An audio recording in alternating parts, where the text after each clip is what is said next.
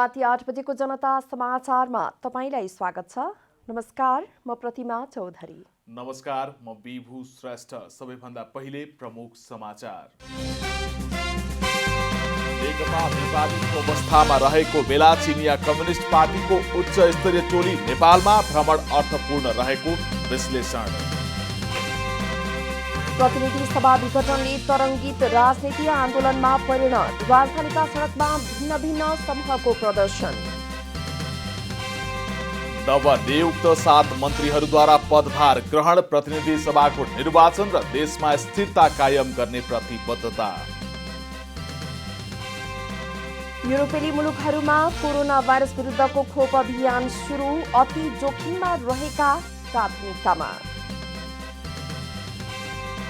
र प्रधानमन्त्री कप राष्ट्रिय महिला क्रिकेटमा एपीएफ र लुम्बिनी प्रदेश सेमी फाइनलमा प्रवेश, कर्णाली र प्रदेश 2 पराजित।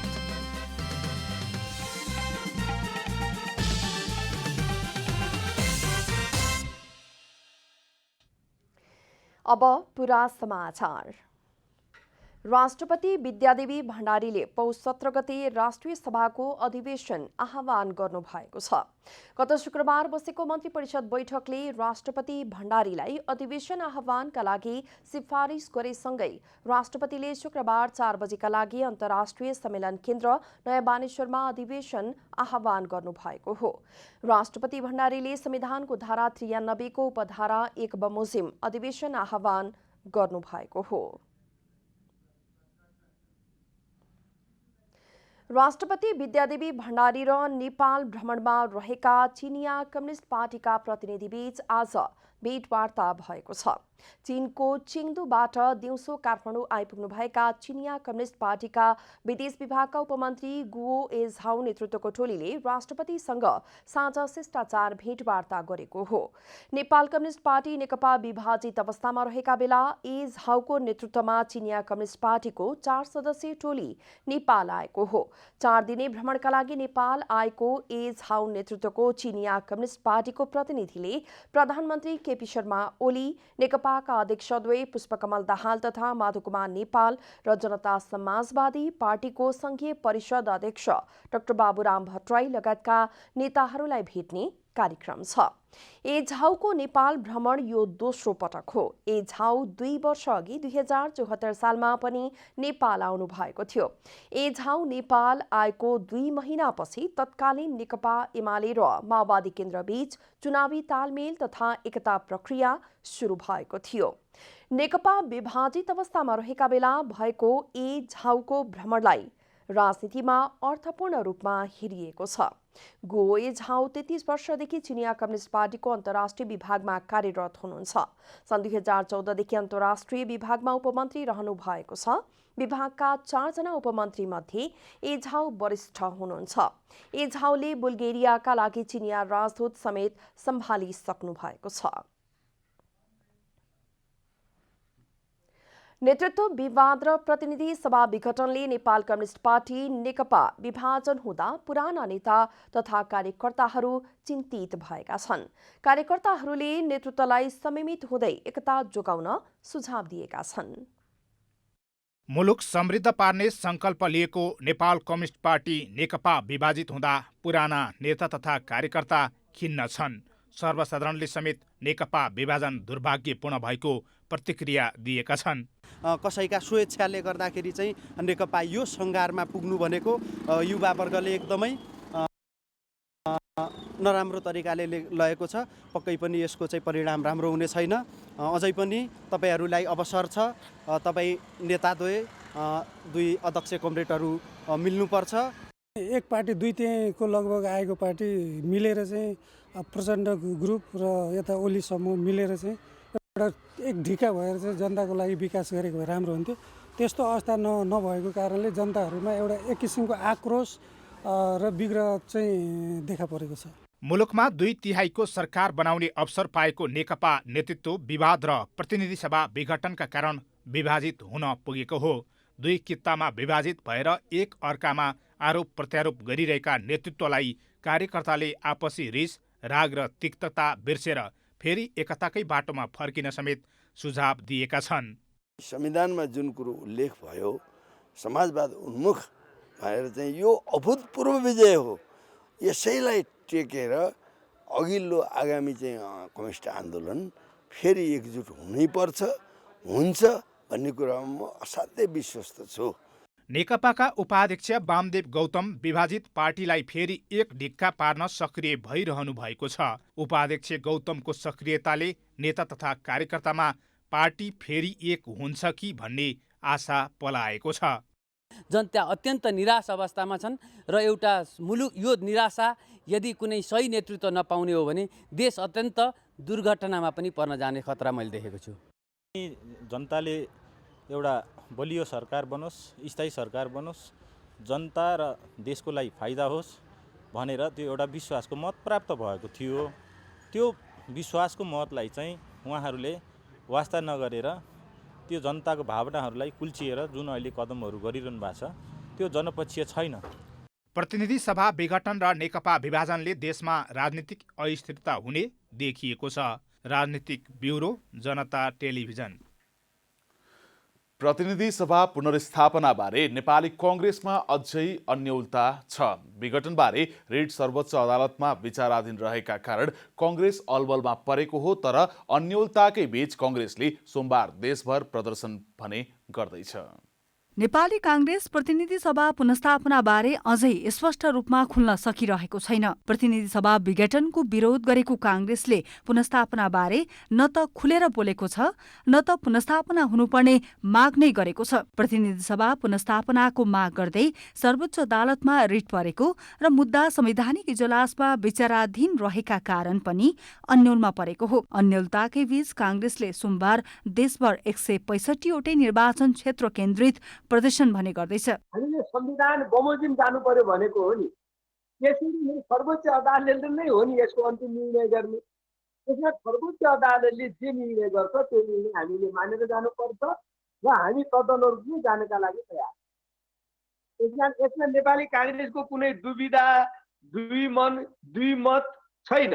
नेपाली कांग्रेस हामी यसमा प्रष्ट छ। नेपाल कम्युनिस्ट पार्टी नेकपामा जस्तै कांग्रेसमा पनि प्रतिनिधि सभा पुनर्स्थापनाबारे मत विभाजित छ। सभापति शेरबहादुर देउबा पक्ष प्रतिनिधि सभा पुनर्स्थापना हुनुपर्ने भन्दै तत्कालै आन्दोलनमा जाने मुडमा छैन। देउबा पक्ष अदालतको फैसलाको पर्खाइमा छ। तर वरिष्ठ नेता रामचन्द्र पौडेल पक्षले भने प्रतिनिधि सभा विघटन असंवैधानिक र अलोकतान्त्रिक भन्दै आएको छ। पौडेल पक्ष प्रतिनिधि सभा पुनर्स्थापनाको माग राख्दै आन्दोलनमा जानुपर्ने बताउँदै आएको छ। लोकतन्त्रको रक्षाको लागि, संविधानको संरक्षणको लागि र जनजीविकाका प्रश्नहरू जुन छन् कष्टकर जीवन बिताउनु पर्छ त्यसका लागि जनताका माझमा गएर जनतालाई जागृत बनाएर यो असंवैधानिक कदमलाई सच्याउने काम चाहिँ नेपाली कांग्रेसले गर्नुपर्छ।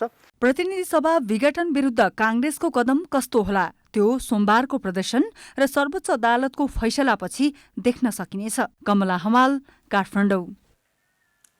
जनता समाजवादी पार्टी जसपाले काठमाडौँमा संसद विघटन विरुद्ध प्रदर्शन गरेको छ।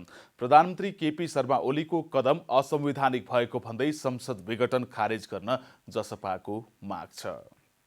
जनता समाजवादी पार्टी जसपाले प्रधानमन्त्री केपी शर्मा ओलीले राज्यका महत्त्वपूर्ण अङ्ग कब्जा गरेको आरोप लगाएको छ। आइतबार राजधानीमा भएको विरोध सभालाई सम्बोधन गर्दै पार्टीका संघीय परिषदका अध्यक्ष डाक्टर बाबुराम भट्टराईले प्रधानमन्त्री ओलीको कदमले देशमा थप सङ्कट निम्तिँदै गरेको आरोप लगाउनुभयो। प्रधानमन्त्री ओलीलाई राज्यका महत्त्वपूर्ण अङ्गहरूमा नियुक्ति गर्न बाधा नहुने तर देशका लागि काम गर्न बाधा भयो भन्नु झुटो भएको भट्टराईको आरोप छ।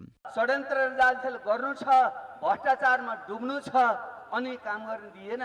भ्रष्टाचार गर्न कसले देख्नु भएन? अहिले कति ओम्नी भ्रष्टाचारदेखि लिएर यो व्हाइट बडी हुँदै अर्बौंका भ्रष्टाचार छन्। तर त्यहाँ उहाँले आफूले यता संसद विघटन गर्ने, अर्कोपट्टि चाहिँ ब्याकडेट राखेर खोल्तीबाट किन मुद्दा लागेका मान्छेलाई अख्तियारको प्रमुख बनाउने, त्यो त उहाँले गर्न पाइरहनु भएको छ त। अनि यस्ता नहुँदा काम, गर्न नहुने काम, गर्न नपर्ने काम चाहिँ गर्न पर्ने, गर्न हुने, नगरी नहुने काम चाहिँ नगर्ने। पार्टीका वरिष्ठ नेताहरूले प्रधानमन्त्री ओली मार्फत प्रतिगमन फेरि सुरु भएको आरोप लगाएका छन्। संविधानमाथि प्रहार गर्ने जो कसैको विरोध हुने जसपाका नेताहरूको भनाइ छ। प्रधानमन्त्री ओलीलाई तुरुन्तै सचिन पनि जसपा नेताहरूले आग्रह गरेका छन्। यो पहिले पनि प्रतिगमन अहिले कुर्सीको लागि प्रतिगमन भयो। अहिले एउटा नस्लवादी अर्को नस्लवादीलाई कुर्सी नपाओस् त्यसको लागि प्रतिगमन भएको के? एउटा प्रतिगमनकारीलाई हटाउँदा अर्को प्रतिगमनकारीले प्रतिगमन गरिहाल्यो। यस्तो अवस्था रहेछ देशको। प्रधानमन्त्री जी को कुर्सी असुरक्षित हुने उहाँले महसुस गर्नु, किनकि उहाँले पार्टीभित्र आफ्नै पार्टीभित्र र संसदीय दलभित्र बहुमत गुमाइसक्नु भएको छ। यस्तो स्थितिमा एउटा मान्छेको अहंकार शान्तिका लागि, एउटा मान्छेको सत्ता लोलुपतालाई साधना गर्नका लागि संसदमाथि खड्ग प्रहार गरिएको छ। काठमाडौँमा भएको प्रदर्शनमा जसपाका नेता कार्यकर्ताले प्रधानमन्त्री ओली तथा राष्ट्रपति विद्यादेवी भण्डारी विरुद्ध चर्का नाराबाजी गरेका थिए। क्यामेरामा जेपी श्रेष्ठका साथ ऋषि खतिवडा, काठमाडौँ।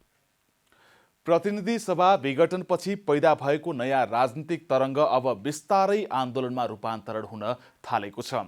आज राजधानीका विभिन्न स्थानमा भएका भिन्नै समूहले गरेका विरोधका कार्यक्रमले यही संकेत गर्छ। प्रतिनिधि सभा विघटन भएपछि अहिले देशमा दिनहुँ जसो आन्दोलन हुन थालेको छ। काठमाडौँको सडकमा प्रतिनिधि सभा पुनर्स्थापनाको माग गर्दै विरोध गर्नेदेखि आफ्नो अधिकारका लागि लड्ने सम्मको आन्दोलन भइरहेको छ, जसका कारण पैदल यात्रीका लागि मात्र नभएर सवारी आगमनमा समेत अस्तव्यस्तता देखिन्थ्यो।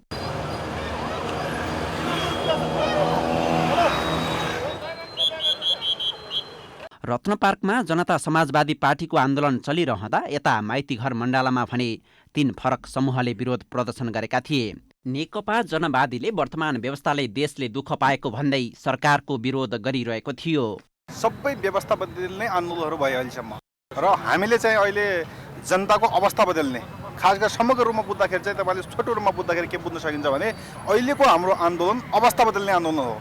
मोहन वैद्य समूहको नेकपा क्रान्तिकारी समूह पनि विरोधमा बसेको थियो। विगत 15 दिनदेखि उखु किसानहरू आफ्नो भुक्तानी दिलाइदिन आन्दोलन गरिरहेका छन्, तर पद र कुर्सीका लागि लडाईँ गरिरहेका राजनीतिक दलले किसानको दुःख देखेका छैनन्। हाम्रो चाहिँ आजदेखि होइन, यो चाहिँ बाध्य भएर हामी 4-5 वर्षको पैसा नदिएर हामी बाध्य भएर किसान चाहिँ लास्टमा के भन्छ नि, मर्ता क्या नै गर्ता भने जस्तो लास्ट पोजिसनमा आएर किसानहरू हामी यस्तो बाध्य हुने भएछौँ कि हामी दबाव रह्यो, सरकारले जानकारी गरिराखेका छौँ र अहिले त मन्त्री फेरियो तर संविधान फेरिया छैन, व्यवस्था फेरिया छैन। यता कोरोना महामारीमा अग्रपन्थीमा खटिने स्वास्थ्यकर्मी पनि आन्दोलनमा उत्रिएका छन्। स्वास्थ्यकर्मीका समस्या समाधान गर्न सरकारलाई पटक पटक आग्रह गर्दा समेत सुनवाई नभएको भन्दै स्वास्थ्यकर्मी आन्दोलित भएका हुन्। संगठनको रूपमा हामी पटक पटक स्वास्थ्य मन्त्रालय गयौँ, पटक पटक हामीले उहाँहरूको ध्यान आकर्षण गर्न खोज्यौँ, तर हाम्रा कुराहरू उहाँहरूले सुनेर पनि नसुने जस्तो गर्नुभयो। सत्तारूढ दलको राजनीतिक खिचातानीका कारण राजधानीका सडक दैनिक तात्ने गरेका छन्, तर त्यसबाट सर्वसाधारणले भने शास्ति मात्रै बेहोर्नु परेको छ। क्यामेरामा जेपी श्रेष्ठका साथ ऋषि खतिवडा, काठमाडौँ। प्रतिनिधि सभा विघटनको विरोधमा देशभर प्रदर्शन हुन थालेको छ। प्रदर्शन बढ्दै गएपछि प्रहरीले पनि सुरक्षा सतर्कता उच्च बनाएको छ। बढी प्रदर्शन हुने संघीय राजधानी काठमाडौँ उपत्यकामा शान्ति सुरक्षा कायम राख्न 10,000 सुरक्षाकर्मीहरू परिचालन गरिएका छन्। प्रतिनिधि सभा विघटनपछि मुलुकमा प्रदर्शन भइरहेको छ। प्रदर्शन बढेसँगै सुरक्षा सतर्कता पनि उच्च बनाइएको छ। गृह मन्त्रालयले 77वटै जिल्लाका सुरक्षा प्रमुखलाई जिल्ला नछाड्न निर्देशन समेत दिइसकेको छ। देशभर प्रहरी लगायत अन्य सुरक्षा निकायलाई तयारी अवस्थामा राखिएको मन्त्रालयले जानकारी दिएको छ। विभिन्न स्थानमा हुने प्रदर्शन र त्यसबाट उत्पन्न हुन सक्ने सुरक्षा चुनौतीलाई ध्यान दिँदै सुरक्षा निकाय सतर्क भएका हुन्। यस्तै उपत्यकामा पनि सुरक्षा सतर्कता विगतको भन्दा बढाइएको छ।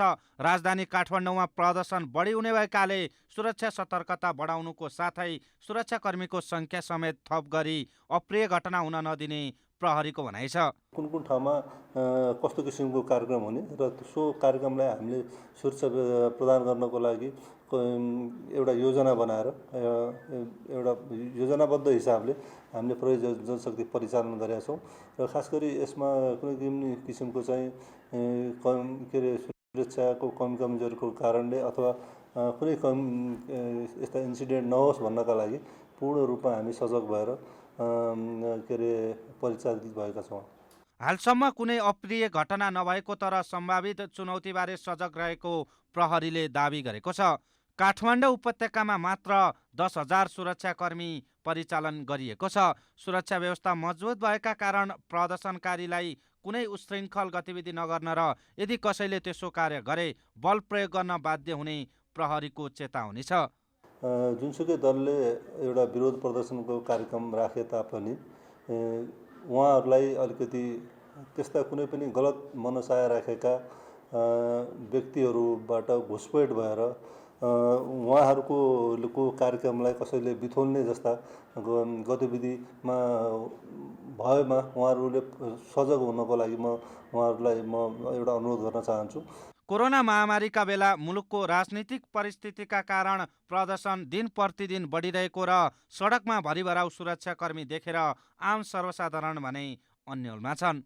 क्यामेरामा प्रदीप मान सिंहका साथ रूपक कुलाल, काठमाडौँ। शुक्रबार नियुक्त भएका नवनियुक्त मन्त्रीहरूले सरकारको मुख्य काम प्रतिनिधि सभाको निर्वाचन गर्ने रहेको बताएका छन्। आइतबार आफ्नो मन्त्रालयमा जिम्मेवारी सम्हाल्दै सरकारले घोषणा गरेको प्रतिनिधि सभाको निर्वाचन सफल पार्नु तथा देशमा स्थिरता स्थायित्व कायम गर्नु सरकारको प्रमुख कार्यभार रहेको बताएका हुन्।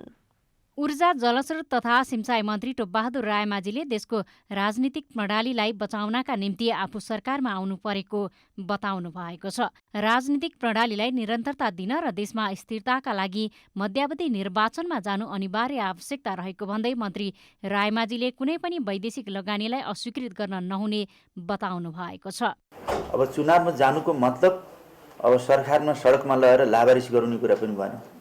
सरकारलाई पनि सम्हाल्नु पर्यो। देशका चाहिँ विकास निर्माण र समृद्धिका कामलाई पनि अब भइरहेका कामलाई निरन्तर दिने र नयाँ कामहरूलाई पनि अगाडि बढाउने कुरालाई पनि हामीले गम्भीरतापूर्वक लिनुपर्छ। त्यसैले यो दुवै जिम्मेवारी हामीले सम्हाल्नुपर्छ र दुवै जिम्मेवारीको नेतृत्व गर्नुपर्छ भन्ने लाग्छ। शहरी विकास मन्त्री प्रभु शाहले पनि सरकारको पहिलो प्राथमिकता प्रतिनिधि सभा निर्वाचन गर्नु रहेको बताउनु भएको छ। सरकारको मुख्य कार्यभार निर्वाचन प्रभावकारी बनाउनु भएकोले तोकेकै समयमा निष्पक्ष रूपमा निर्वाचनमा केन्द्रित हुने मन्त्री शाहको भनाइ छ। आर्थिक वर्षको बजेट आइसकेको छ र निर्धारित कार्यक्रमहरू बनिसकेका छन्।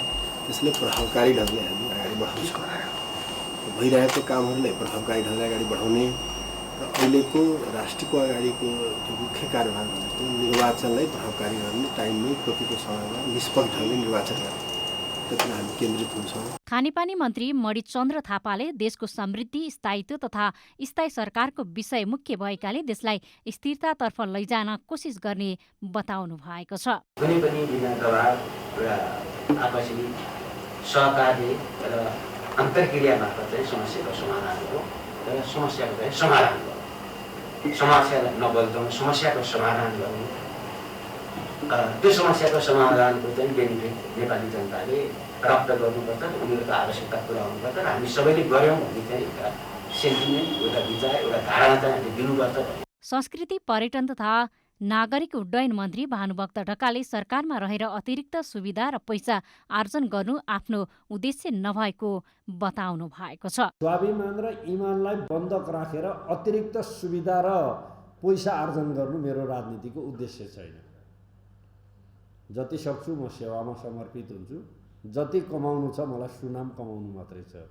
युवा तथा खेलकुद मन्त्री दावा तामाङले खेल क्षेत्रका विज्ञ र खेल क्षेत्रमा जीवन बिताएका खेलाडीसँग परामर्श गरेर खेलकुद क्षेत्रमा परिणाममुखी योजनाका साथ काम गर्ने प्रतिबद्धता व्यक्त गर्नु भएको छ। राम्रो भन्दा राम्रो चाहिँ खेलकुद क्षेत्रमा काम हुन सक्छ, परिणाम निक्लन सक्छ र यो मन्त्रालयबाट चाहिँ राम्रो काम भयो भन्ने एउटा सन्देश जान सक्छ।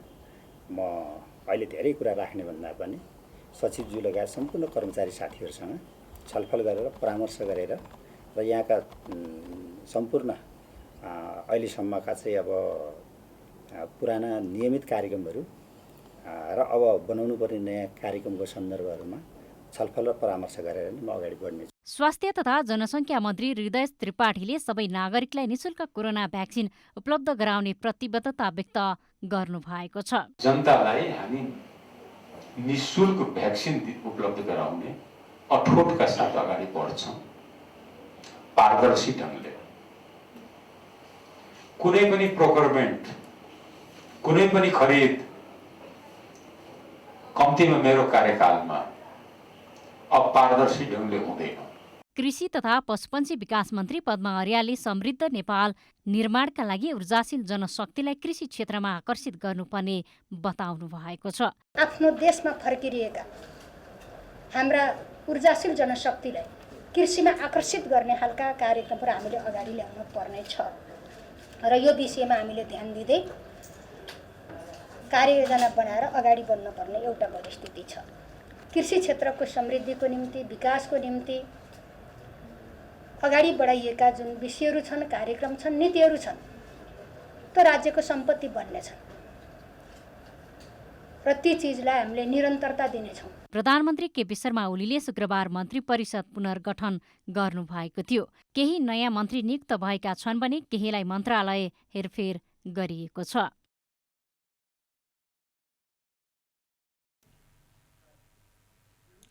नवनियुक्त भूमि व्यवस्था, सहकारी तथा गरिबी निवारण मन्त्री डाक्टर शिवमाया तुम्बा हाम्फेले कानुन, न्याय तथा संसदीय मामिला मन्त्रालयमा रहँदा अपेक्षा अनुसार काम गर्न सफल भएको दावी गर्नुभएको छ।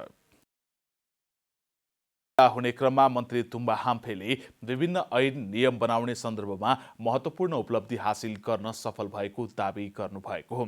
उहाँले मौलिक हकसँग जोडिएका विषयमा आफूले पद बहाली गर्दा हस्ताक्षर गरे अनुसार नै अधिकांश ऐन र नियमावली निर्माणमा सफलता प्राप्त गरेको बताउनुभयो। मौलिक हकसँग जोडिएका 16वटा ऐन बनाएकोमा 14वटाको नियमावली बनाइसकेको र 2वटा बन्ने क्रममा रहेको छ। यस्तै 12वटा मस्यौदाका लागि सैद्धान्तिक सहमति दिएको पनि मन्त्री तुम्बा हाम्फेले बताउनुभयो।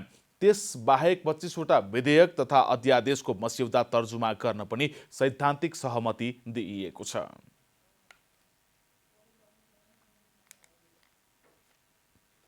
मौलिक हकसँग जोडिएका जम्मा 16वटा ऐनहरू बनाएका थियौँ। 16 ऐनमध्ये हामीले 14 ऐनको नियमावली बनाइसकेका छौँ र विशेष गरेर ती ऐनहरूलाई हामीले कार्यान्वयन गर्नको निम्ति नियमावली बनाउनु पर्थ्यो र हामीले नियमावली बनाइसकेका छौँ। सैद्धान्तिक सहमति दिएका विषयहरू जम्मा 12वटा थिए। त्यस्तै विधेयक तथा अध्यादेशको मस्यौदा तर्जुमा सहमति दिएको पनि जम्मा 25वटा थियो।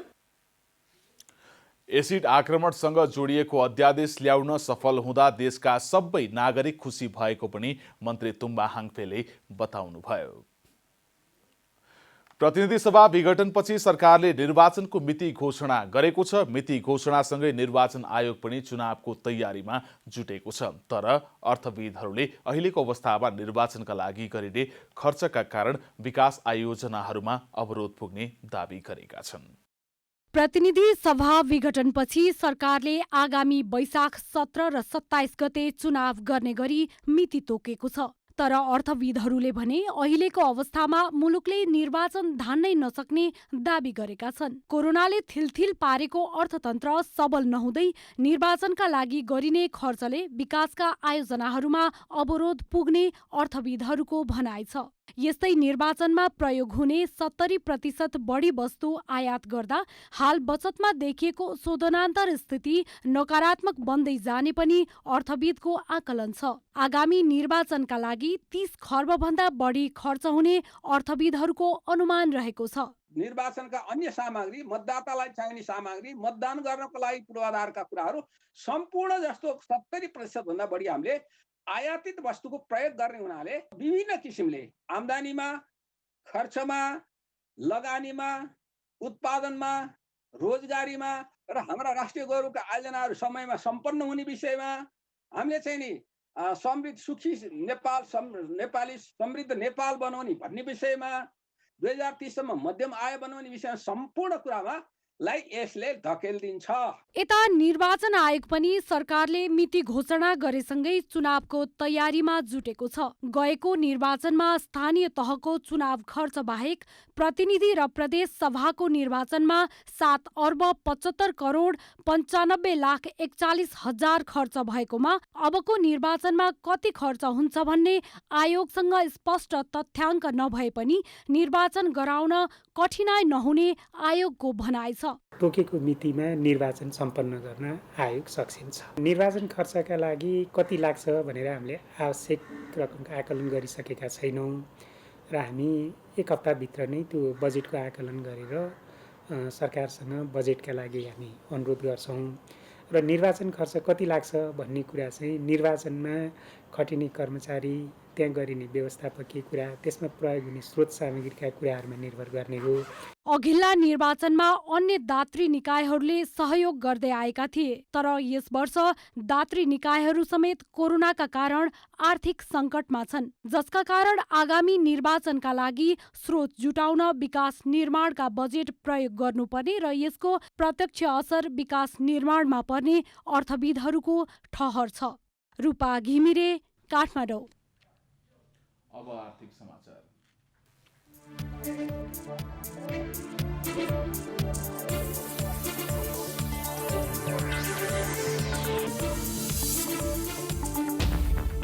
नेपाल धितोपत्र बोर्डले आइतबारदेखि लागू हुने गरी ब्रोकर कमिसन घटाएको छ। लगानीकर्ताले पुँजी बजार प्रविधि मैत्री बन्दै गएको तथा कारोबार भोल्युम समेत निकै बढेको भन्दै विगत लामो समयदेखि ब्रोकर कमिसन घटाउन माग गर्दै आएको र अन्ततः बोर्डले कमिसन घटाएको हो।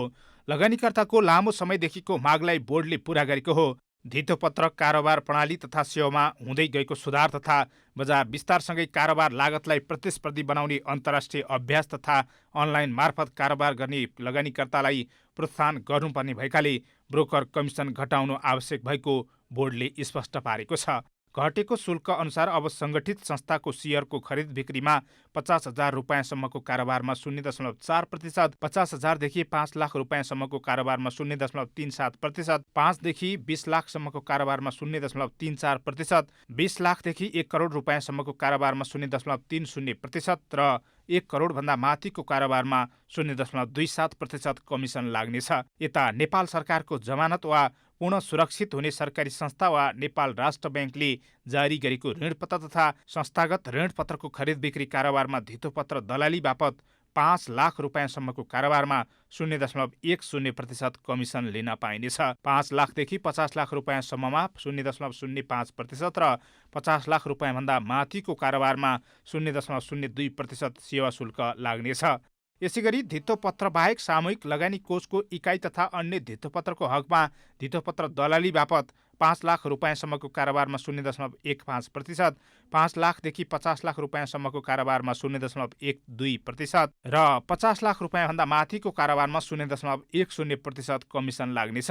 बोर्डका अनुसार धितोपत्र दलालले ग्राहकबाट पाउने सेवा शुल्क 10 रुपियाँभन्दा कम हुने छैन। धितोपत्र दलालले कुल सेवा शुल्कको 0.6% रकम नियमन शुल्कको रूपमा बोर्डलाई बुझाउनु पर्नेछ। धितोपत्र दलालले कमिसन शुल्क बाहेक अतिरिक्त रकम ग्राहकबाट लिन पाइने छैन। धितोपत्र व्यापारीले धितोपत्र कारोबार दस्तुर बापत कारोबार रकमको 0.02% रकम धितोपत्र बजारमा बुझाउनु पर्ने उल्लेख छ। धितोपत्र बजारको सुधार तथा विकास क्रममा धितोपत्र दलाल व्यवसायीले सानो रकमको कारोबार गर्ने साना लगानीकर्तालाई कारोबार सेवा बापत लिँदै आएको न्यूनतम शुल्कमा 60%, सरकारी तथा संस्थागत ऋणपत्र, सामूहिक लगानी कोषको इकाइ तथा अन्य धितोपत्रको खरिद तथा बिक्री कारोबारमा लिँदै आएको शुल्कमा 50% र सङ्गठित संस्थाको सेयरको खरिद तथा बिक्री कारोबारमा लिँदै आएको शुल्कमा 33% कम हुने गरी कमिसन पुनरावलोकन गरिएको बोर्डले जनाएको छ। यसबाट सेयर, ऋणपत्र, सामूहिक लगानी योजना लगायत अन्य कारोबारमा वृद्धि हुनुका साथै नयाँ लगानीकर्ताहरू समेत बजार प्रवेशका लागि प्रोत्साहित हुने र समग्र धितोपत्र बजार गतिशील एवं प्रतिस्पर्धी हुने बोर्डको अपेक्षा छ। कोरोना महामारीपछि बन्द भएको सवारी चालक अनुमति पत्र लाइसेन्स दिने प्रक्रिया पुनः सुरु हुने भएको छ। लाइसेन्स लिन चाहने नयाँ आवेदकले आगामी मङ्गलबारदेखि अनलाइन फारम भर्न सक्ने यातायात व्यवस्था विभागले जनाएको छ। कोरोना महामारी रोकथामका लागि सरकारले गत चैत 11मा लकडाउन घोषणा गरेसँगै बन्द रहेको नयाँ लाइसेन्सको प्रक्रिया अझैसम्म बन्द थियो। अब नयाँ आवेदकबाट अनलाइन फारम भरेर आएपछि मिति तोकेर लिखित र ट्रायल परीक्षा लिइने विभागले जनाएको छ। लामो समयदेखि नयाँ लाइसेन्सको अनुमति पत्र वितरण बन्द रहँदा सेवाग्राही मर्कामा छन्। अब प्रादेशिक कार्यालयहरू मार्फत लाइसेन्सका लागि परीक्षा लिने र वितरण गर्ने व्यवस्था मिलाइने भएको छ। अब खेल समाचार।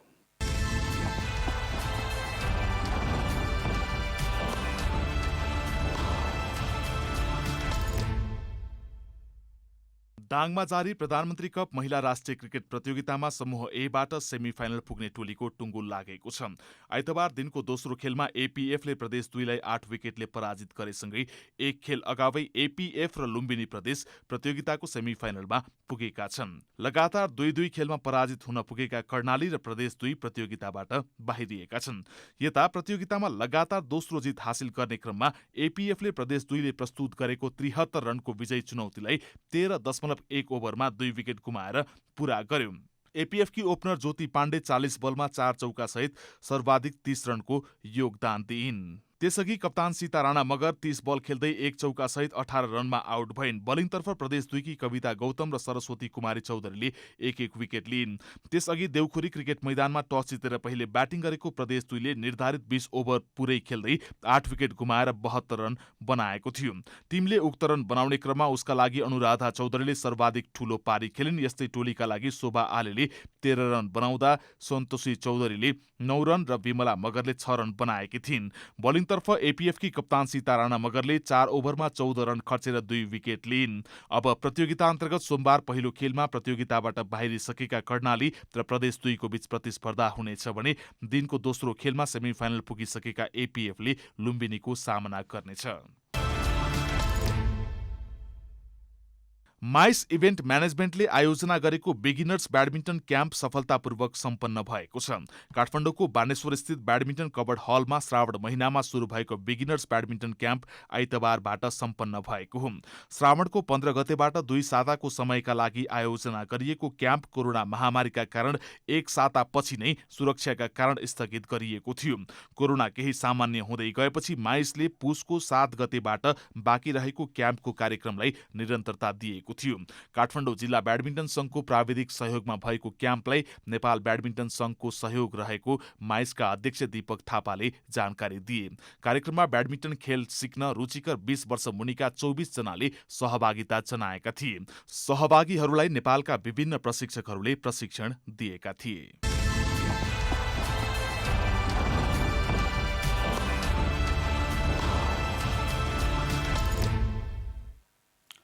अब मौसम समाचार।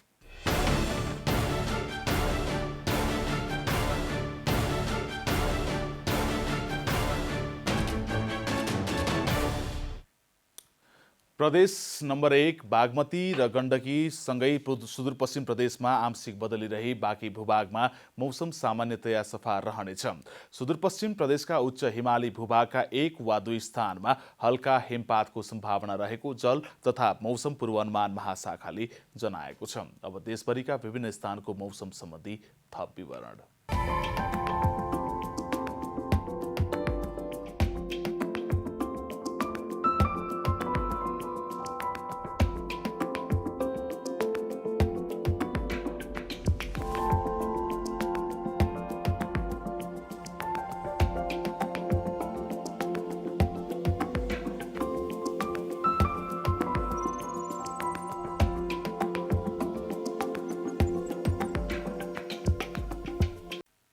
अन्त्यमा आजको डायरी।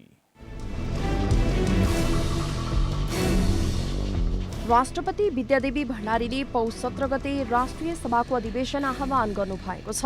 गत शुक्रबार बसेको मन्त्री परिषद बैठकले राष्ट्रपति भण्डारीलाई अधिवेशन आह्वानको लागि सिफारिस गरेसँगै राष्ट्रपतिले शुक्रबार 4 बजेका लागि अन्तर्राष्ट्रिय सम्मेलन केन्द्र नयाँ बानेश्वरमा अधिवेशन आह्वान गर्नुभएको हो। राष्ट्रपति विद्यादेवी भण्डारी र नेपाल भ्रमणमा रहेको चिनिया कम्युनिस्ट पार्टीका प्रतिनिधिबीच आज भेटवार्ता भएको छ। चिनिया कम्युनिस्ट पार्टीका विदेश विभागका उपमन्त्री गुओ ए झाउ नेतृत्वको टोलीले राष्ट्रपतिसँग साझा शिष्टाचार भेटवार्ता गरेको हो। नेपाल कम्युनिस्ट पार्टी नेकपा विभाजित अवस्थामा रहेका बेला चिनिया कम्युनिस्ट पार्टीको 4 सदस्यीय टोली नेपाल आएको हो। जनता समाजवादी पार्टी जसपाले काठमाडौँमा संसद विघटन विरुद्ध प्रदर्शन गरेको छ। प्रधानमन्त्री केपी शर्मा ओलीको कदम असंवैधानिक भएको भन्दै संसद विघटन खारेज गर्न जसपाको माग छ। यसैबीच आज राजधानीका विभिन्न स्थानमा भिन्न भिन्न समूहले विरोधका कार्यक्रम गरेका छन्। उत्तरी गिलगिट बाल्टिस्तान क्षेत्रमा आफ्नो एउटा हेलिकप्टर दुर्घटनाग्रस्त भएको पाकिस्तानी सेनाले जनाएको छ। दुर्घटनामा 2 पाइलट र 2 सैनिक सहित 4 जनाको मृत्यु भएको आज जारी गरिएको विज्ञप्तिमा उल्लेख छ। गोली लागेर घाइते भएका एक सिपाहीको उद्धारका लागि खटिएको हेलिकप्टर दुर्घटनाग्रस्त भएको हो। दाङमा जारी प्रधानमन्त्री कप महिला राष्ट्रिय क्रिकेट प्रतियोगितामा समूह एबाट सेमी फाइनल पुग्ने टोलीको टुङ्गो लागेको छ। आजको दोस्रो खेलमा एपीएफले प्रदेश 2 लाई 8 विकेटले पराजित गरेसँगै एक खेल अगावि एपीएफ र लुम्बिनी प्रदेश प्रतियोगिताको सेमी फाइनलमा पुगेका छन् भने लगातार 2-2 खेलमा पराजित हुन पुगेका कर्णाली र प्रदेश 2 प्रतियोगिताबाट बाहिरिएका छन्।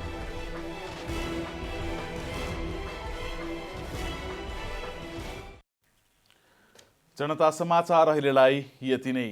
जनताद्वारा जनताका लागि प्रसारित जनता टेलिभिजनका कार्यक्रमहरू तपाईँ युट्युब, फेसबुक, ट्विटर र हाम्रो वेबसाइट जनतासमाचार.com मा पनि पढ्न र हेर्न सक्नुहुनेछ।